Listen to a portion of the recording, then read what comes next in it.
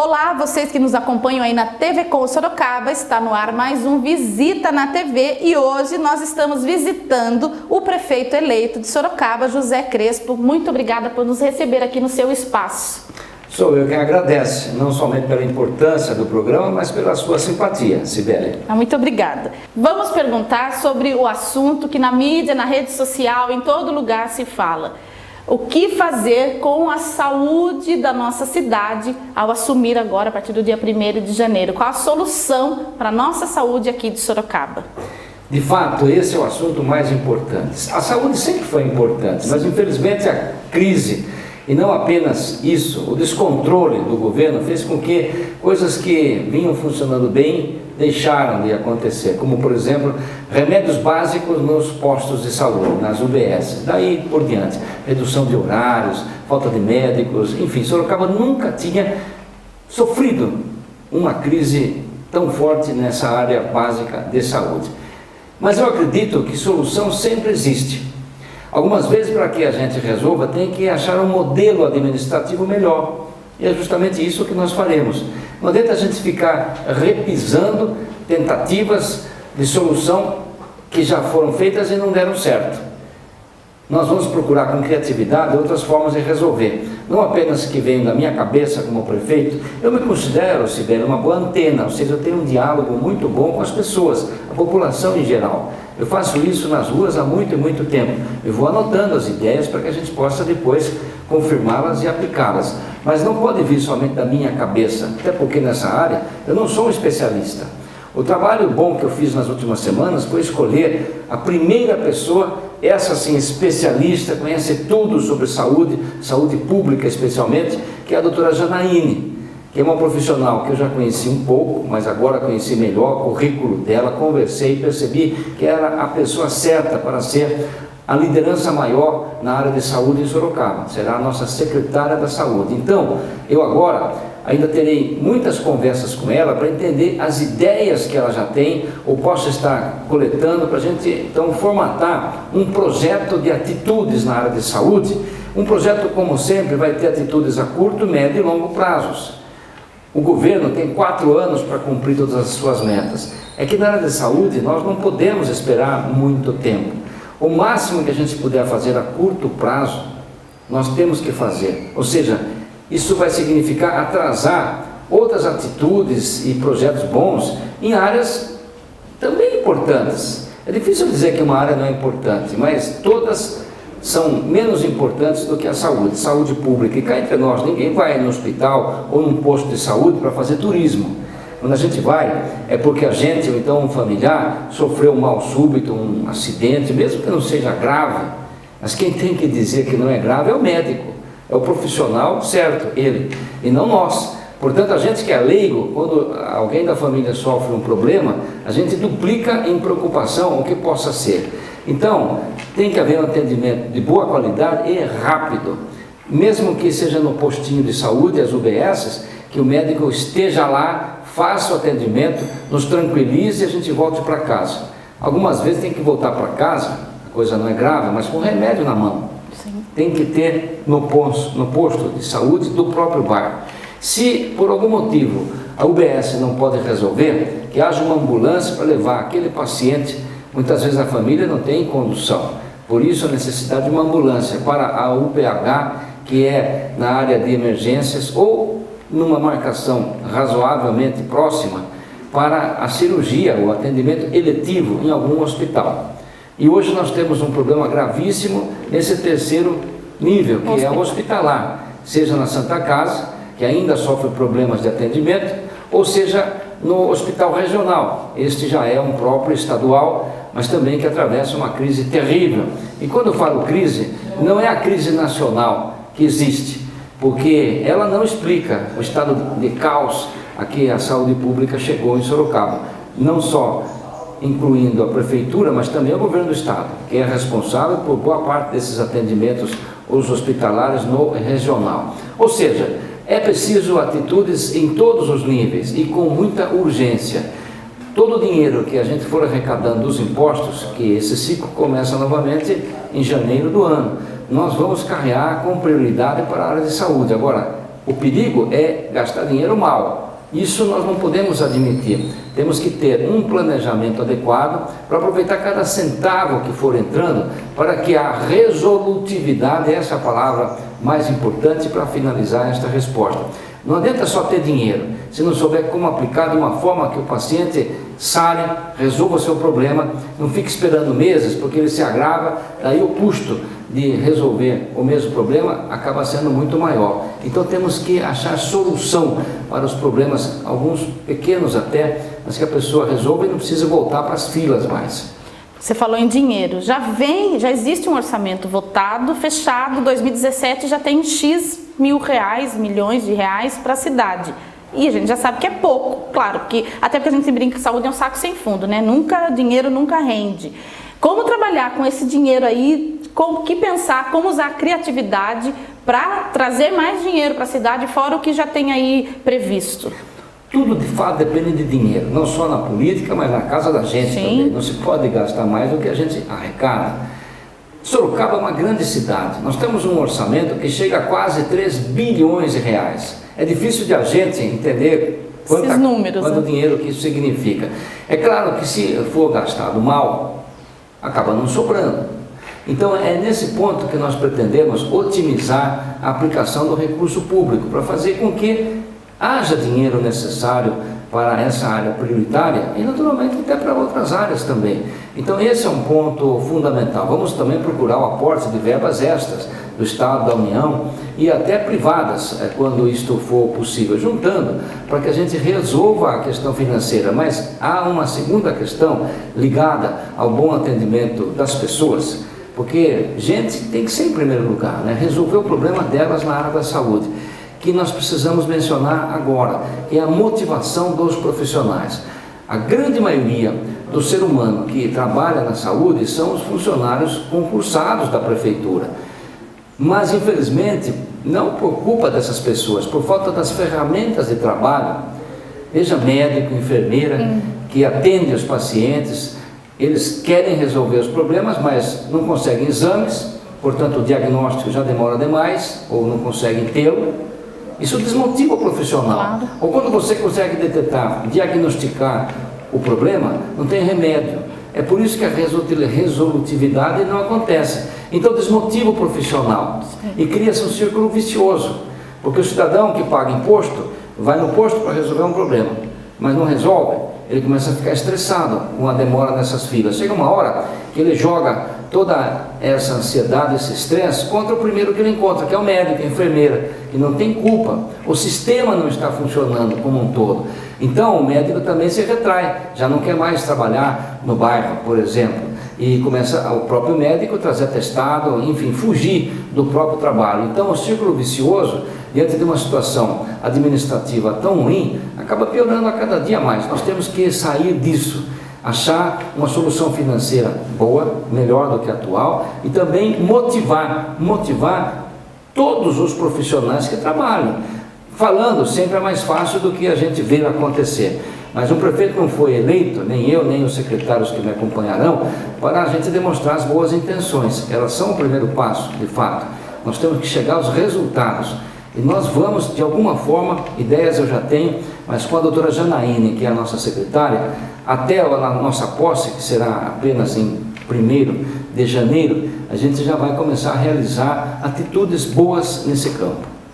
Outro assunto que o pessoal fala, claro, senhor, você acompanha, é educação. Aqui temos o grande problema da fila da creche. É um problema também, a creche não é para virar depósito de criança, ponto. Isso nenhum pai, nenhuma mãe quer. Mas precisa pôr o filho na creche. As mães, né, eu sou mãe, as mães precisam trabalhar. Hoje em dia, o casal precisa trabalhar porque a vida é muito cara.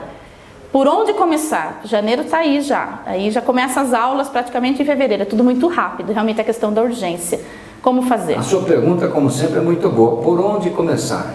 Essa pergunta já significa um compromisso que eu assumi durante a campanha eleitoral. Em 4 anos, que é o tempo de um governo, nós vamos acabar com essa fila para vagas em creches. Até porque as crianças crescem, né? Depois que passou esse tempo em prejuízo, não precisa mais da creche. Mas o prejuízo pode perdurar pela vida toda da criança. Então, até o final do governo, eu quero zerar a fila para vagas em creches. Mas a sua pergunta foi outra, mais importante do que isso. Por onde começar? No início, nós não teremos vaga para todas as crianças. Lembrando que a creche é um direito da criança, mas quem se responsabiliza legalmente por qualquer criança é o pai e a mãe. Geralmente a mãe que é, entre os dois, aquela que mais próxima está do acompanhamento desta criança. Então nós vamos dar preferência para as mães que trabalham fora de casa.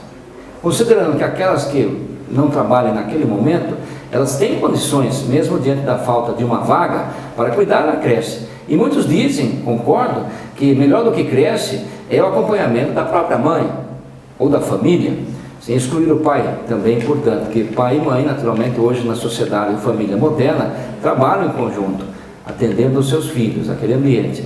Mas, por onde começar? Justamente priorizando vagas para as crianças cujas mães trabalham fora. Isso nós faremos, seja com carteira assinada ou não. Esse cadastro não é difícil de ser feito e nós vamos dar vagas para resolver o problema dessas mães e dessas famílias. Dali por diante, nós vamos completando com atitudes da prefeitura, seja construindo mais creches, mas provavelmente a curto e médio prazo nem vai ser isso que vai resolver o problema.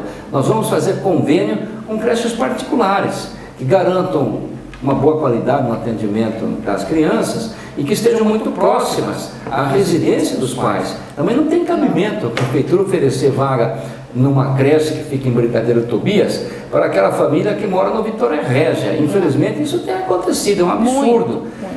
Qualquer escola, muito mais a creche, tem que ficar a poucos quarteirões da casa onde a família mora, até para levar essa criança a pé mesmo para o local. E temos que entender que a maioria dessas famílias tem vulnerabilidade financeira, não tem recursos nem para ter um carro. Então, isso tem que ser próximo, a creche tem que ser próxima.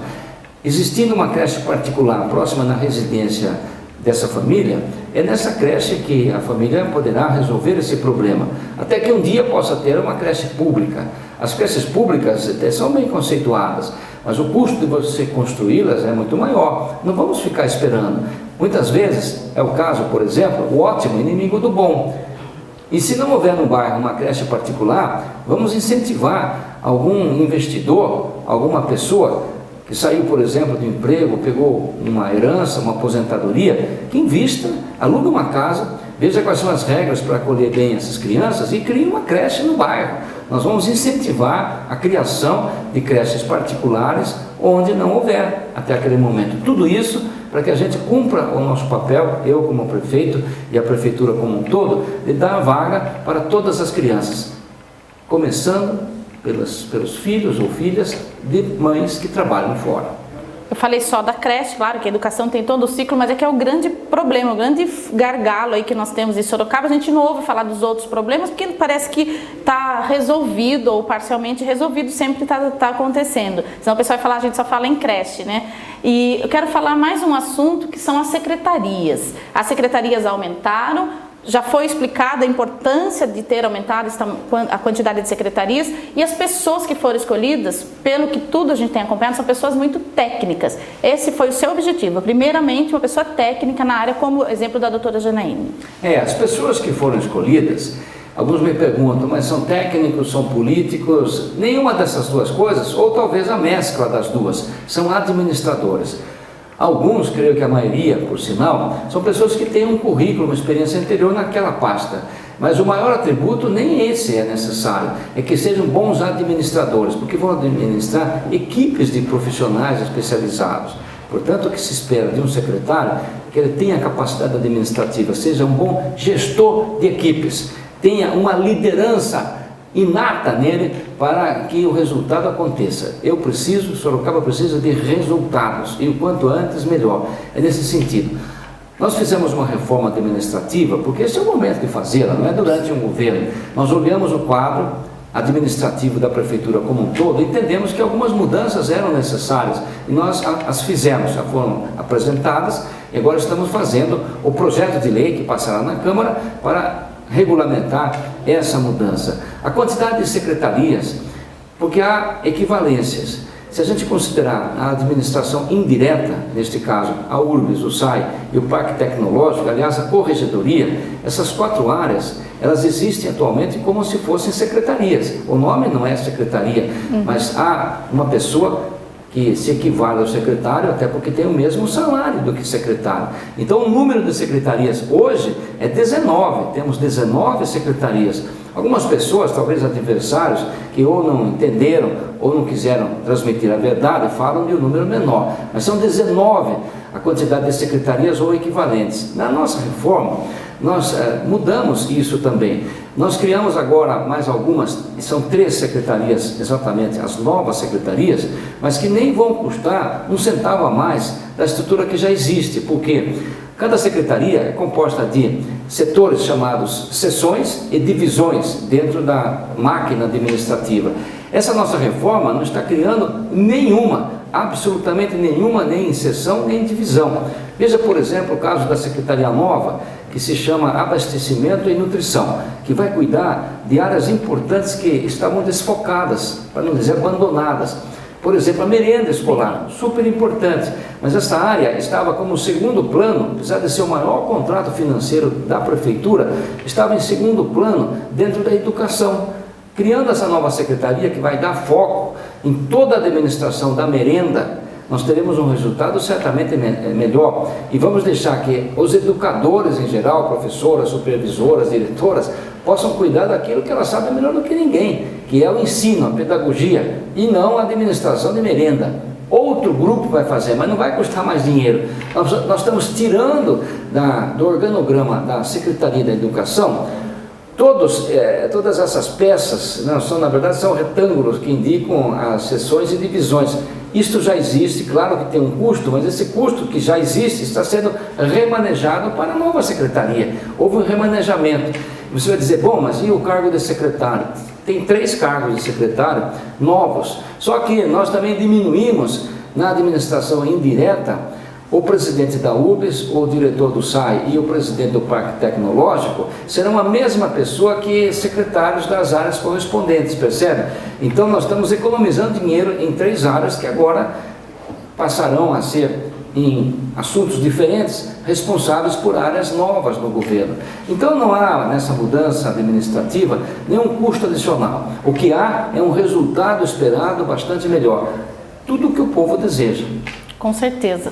Nós estamos praticamente encerrando aqui, acabando o ano também, além de encerrar aqui o nosso trabalho, nossa entrevista, acabando, já vai chegar o Natal, essa época boa, época também para dar uma descansada um pouco, porque foi muito trabalho nesses últimos meses. Peço para que você deixe então uma mensagem de Natal, um ano novo para o nosso público, tanto da internet quanto da TV Com. E muito obrigada por nos atender. Não tem de quê, é um prazer estar com vocês, a TV Com também, e um programa importante como este.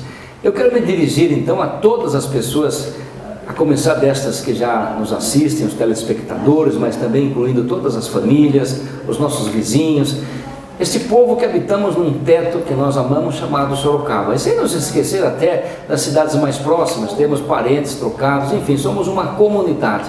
E o final de cada ano, juntando o Natal, que é a maior expressão da cristandade, que significa aquele mandamento que é simples, mas tão difícil de o ser humano cumprir: amar ao próximo como se fosse a si mesmo. Então é isso que o Natal deve significar para todos nós, estendermos a mão, e nesse ponto não apenas para as pessoas que estão no nosso convívio familiar. É muito fácil a gente amar as pessoas que estão próximas, na verdade nós já amamos. Mais difícil a gente estender a mão para algum desafeto, alguma pessoa que por circunstâncias esteja afastado de nós. Então a fraternidade e o que o Natal sugere é justamente isso. A gente cresce muito, se sente mais feliz quando a gente abraça, se não for um desconhecido, melhor ainda, alguém desafeto que se afastou de nós. Que pretexto melhor do que o Natal para a gente estender a mão para uma pessoa? É o que Deus, Jesus Cristo, mandou fazer. Pode usar isso até como pretexto para quebrar o gelo e procurar novamente essa pessoa. E, portanto, a minha mensagem de Natal, e Natal é isso mesmo, a fraternidade cristã, é associado com a data que vem logo depois, que é o início de um novo período, um novo ano. Então, associando tudo isso com os novos propósitos que o ano novo enseja, que a nossa vida melhore. E sabe, isso é possível de acontecer sempre, a despeito dos problemas pessoais, familiares, nacionais até que aconteçam. Nós temos que ser proativos, deixarmos de procurar e nos lamentarmos pelo que nos afeta, pelo que nos aborrece, e sempre vai existir, deixa isso de lado. Vamos olhar quanta coisa boa que nós já temos, certo? Todos temos coisas boas, a começar a vida que Deus nos deu. Se temos problemas, também temos coisas boas que a gente deve agradecer, ação de graças a Deus, e procurando outros que nos ajudem. Sabe como? Comece o seu dia no 1º de janeiro sorrindo mais. Vai ver qual é o resultado que tem. Sorrir só depende de você ajustar os músculos da sua face. Se você não sorrir, experimente, mesmo que não acredite. Se você sorrir, você vai se sentir melhor e atrair gente boa que vem te ajudar a resolver os teus problemas, percebe? Então são segredos fáceis, basta a gente querer. A você então, que Deus te abençoe e que todos nós cresçamos em fraternidade neste teto querido que chamamos Sorocaba. Sucesso em 2017, bora trabalhar. Bora trabalhar, todos nós. Muito obrigada a você que nos acompanhou e daqui a pouco tem mais programação para você aí na TV Com e na Rede Amigos da Cultura.